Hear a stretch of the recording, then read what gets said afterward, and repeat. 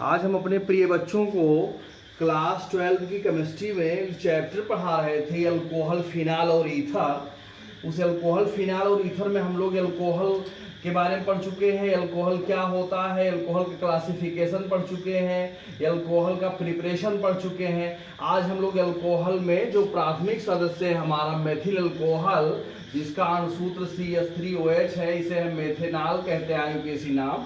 आज इसके बारे में हम लोग पूरी तरीके से अध्ययन करेंगे। तो आइए चर्चा करते हैं मेथिल अल्कोहल।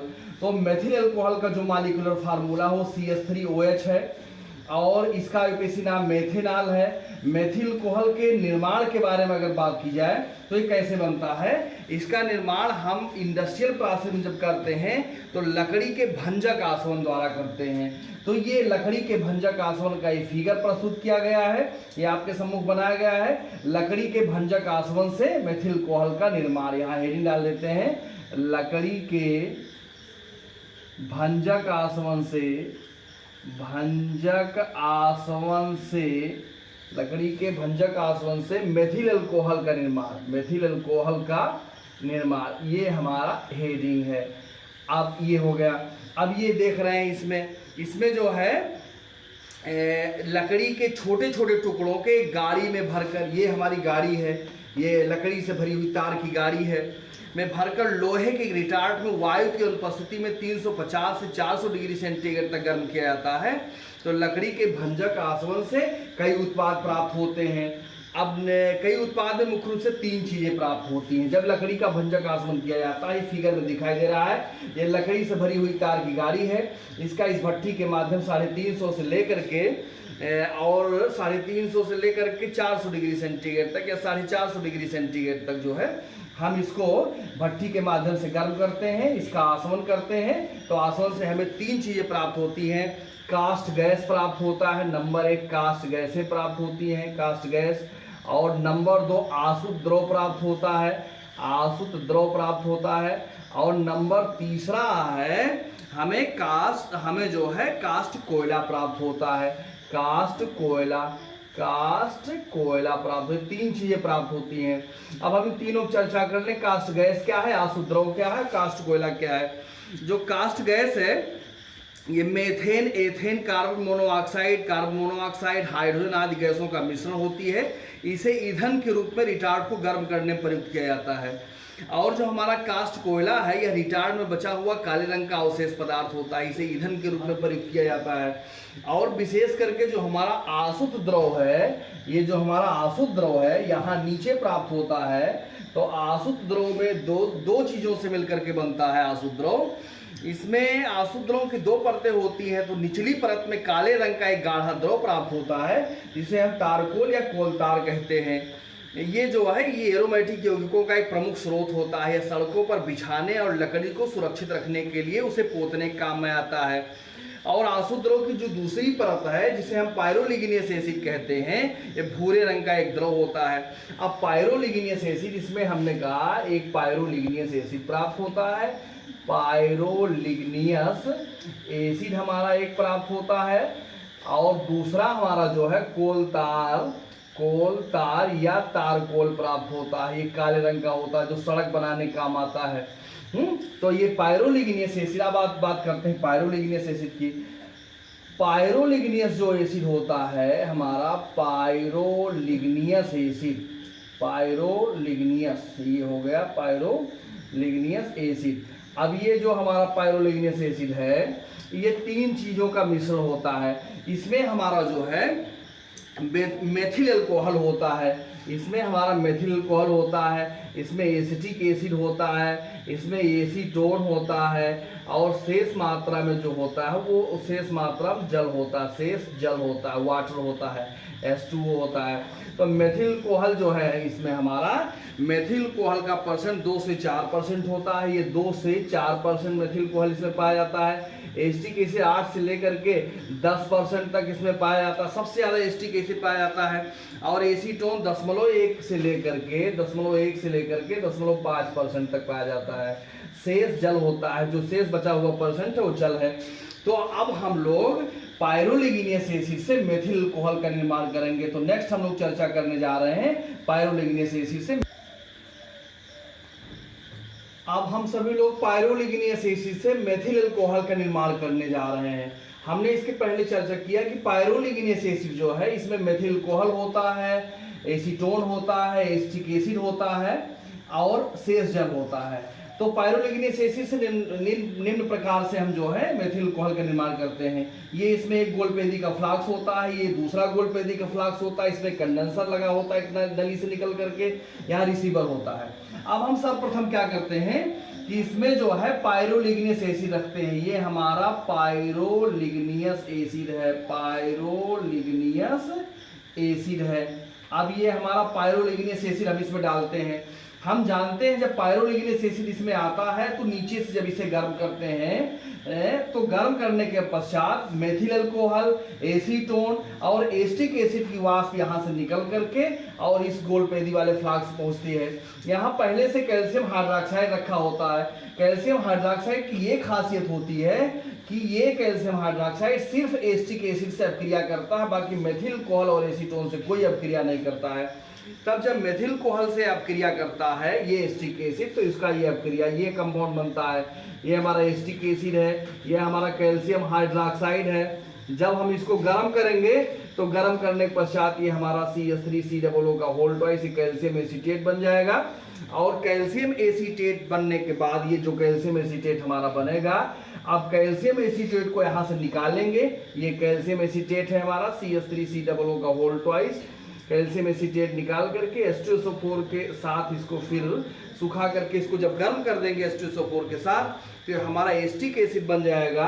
ये 2 मॉलिक्यूल एसिटिक एसिड बन जाएगा और प्लस कैल्शियम सल्फेट हमारा बन जाएगा। ये बन जाएगा एसिटिक एसिड हमारा बन गया। अब जो है जो एसिटिक एसिड बन गया इसको हम यहाँ से निकाल लेंगे।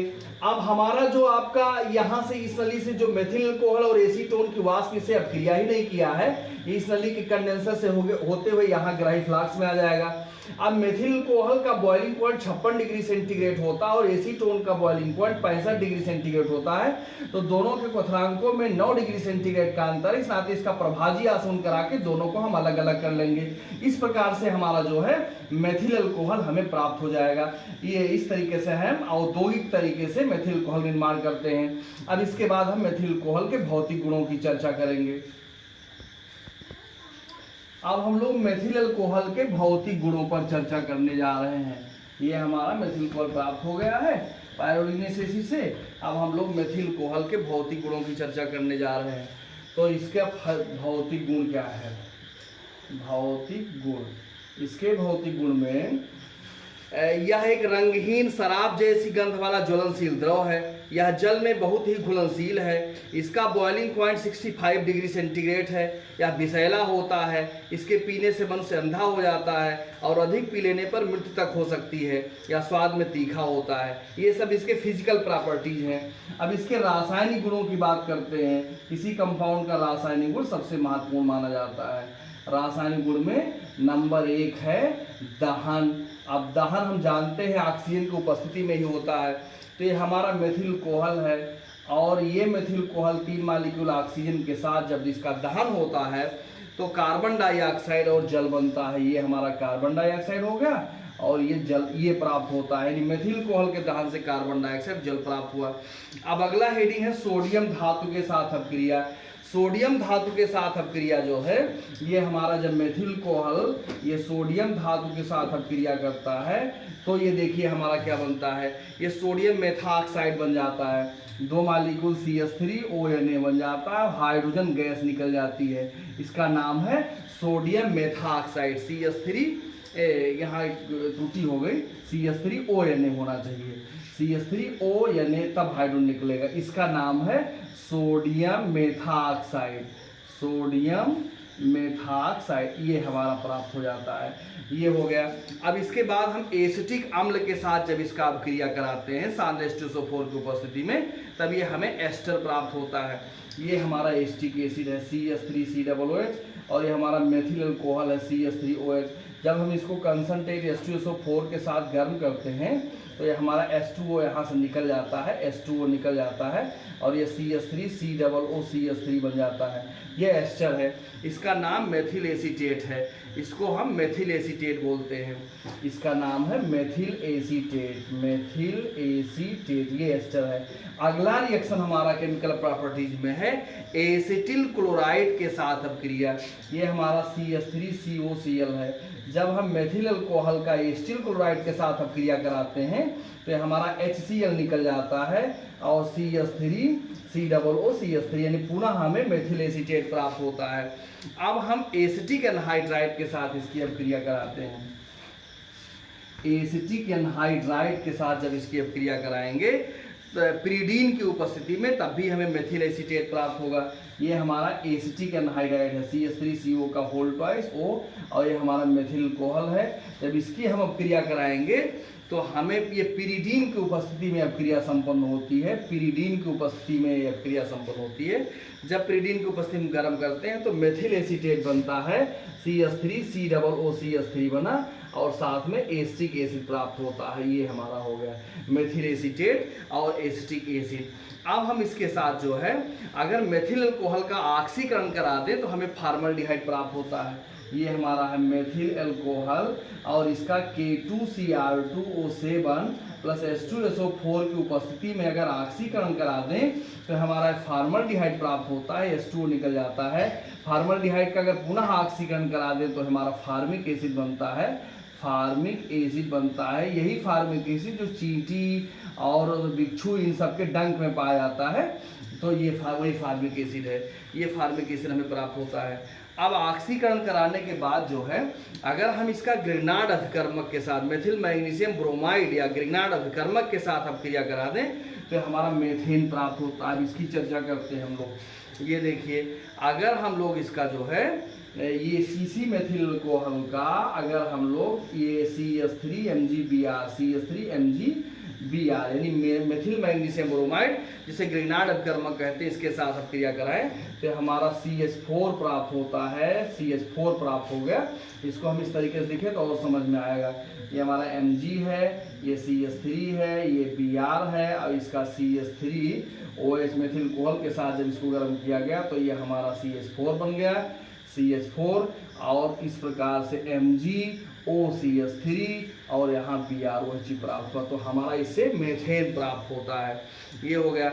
अब अगर हम इसको सांद्र H2SO4 के साथ जो है 100 डिग्री सेंटीग्रेड या 140 डिग्री सेंटीग्रेड तक गर्म करें तो ये ईथर प्राप्त होता है। ये हमारा मेथिल अल्कोहल है। और अगर H2SO4 हमारा है, इसको अगर 100 डिग्री सेंटीग्रेड पर गर्म करें तो यहाँ से हमारा H2O निकल जाएगा, H2O निकल गया और ये हमारा बन गया CH3HSO4 मेथिल हाइड्रोजन सल्फेट इसको बोलते हैं। मेथिल हाइड्रोजन सल्फेट जो है अगर फिर हम इसका मेथिल अल्कोहल के साथ अपक्रिया करा दें लगभग 140 डिग्री सेंटीग्रेड पर, अगर 140 डिग्री सेंटीग्रेड पर अपक्रिया कराएं तो ये जो है डाई मेथिल ईथर बन जाता है और H2SO4 यहाँ से निकल जाता है। ये हमारा H2SO4 यहाँ से निकल जाता है और CH3OCH3 इसको डाई मेथिल ईथर कहते हैं या मेथॉक्सी मेथेन कहते हैं, ये बन जाता है। अब अगर नेक्स्ट में अगर इसका निर्जलीकरण कराएं अर्थात 2 मॉलिक्यूल मेथिल अल्कोहल ले लिया जाए और इसको एल्मुना Al2O3 की उपस्थिति में अगर 250 डिग्री सेंटीग्रेड तक हम लोग गर्म करें इसको तो 250 डिग्री सेंटीग्रेड पर गर्म करने पर ये डाई मेथिल ईथर बन जाता है, CH3OCH3 बन जाता है प्लस H2O निकल जाता है। ये अभिक्रिया निर्जलीकरण अभिक्रिया कहलाती है, डिहाइड्रेशन कहलाता है।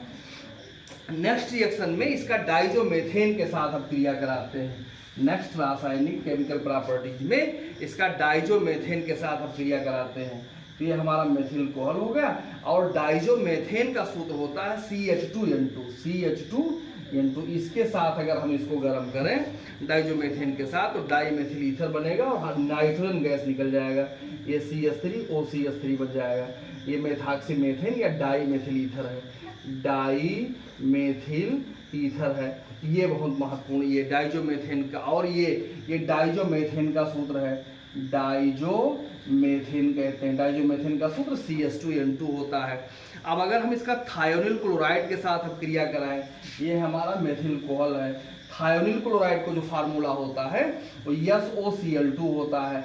इसके साथ अगर हम इसका क्रिया कराएं तो ये मेथिल क्लोराइड बनेगा। ये हमारा मेथिल क्लोराइड, सल्फर डाइऑक्साइड और HCl ये गैस निकलेगी। तो ये सल्फर डाइऑक्साइड, ये हमारा मेथिल क्लोराइड, क्लोरोमेथेन इसको बोलते हैं। क्लोरोमेथेन, IUPAC नाम इसका क्लोरोमेथेन है।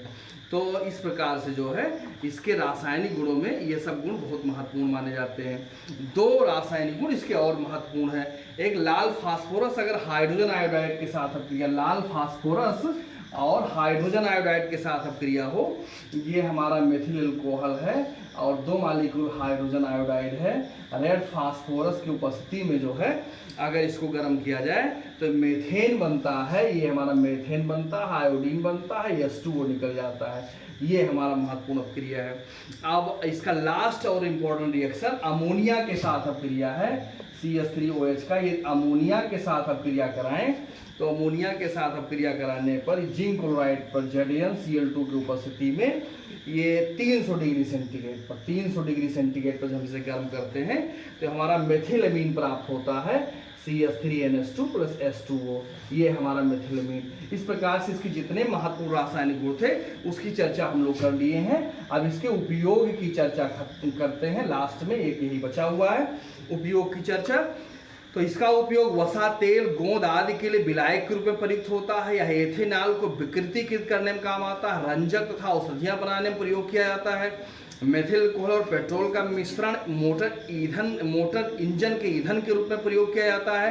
कुछ कार्बनिक यौगिक जैसे फार्मल्डिहाइड, फार्मिक एसिड, आयोडोमेथेन और जो महत्वपूर्ण मेथिलअमीन, मेथेन आदि के निर्माण में भी काम आता है। इस प्रकार से मेथिल अल्कोहल को हम स्पिरिट के नाम से भी जानते हैं। मेथिल अल्कोहल को अगर स्पिरिट का सूत्र पूछा जाए तो लोग मेथिल अल्कोहल ही बताते हैं, CH3। ये जहरीली शराब के नाम से भी जानी जाती है, जहरीली शराब से नाम से जानी जाती है। जो शराब पिए योग्य होती है अगर उसमें इसको मिला दिया जाए तो शराब जहरीली हो जाती है और इसको पीने से मनुष्य अंधा हो जाता है। अधिक पी लेने से उसकी मृत्यु तक हो जाती है। तो इस प्रकार से आशा करता हूं कि हमारे प्रिय विद्यार्थियों को मेथिल अल्कोहल समझ में आया होगा। नेक्स्ट वीडियोस में हम इसी का दूसरा कंपाउंड एथिल अल्कोहल लेकर के उपस्थित होंगे। और अगर कोई चीज समझ में नहीं आई कमेंट बॉक्स में लिख करके जरूर बताएं। धन्यवाद।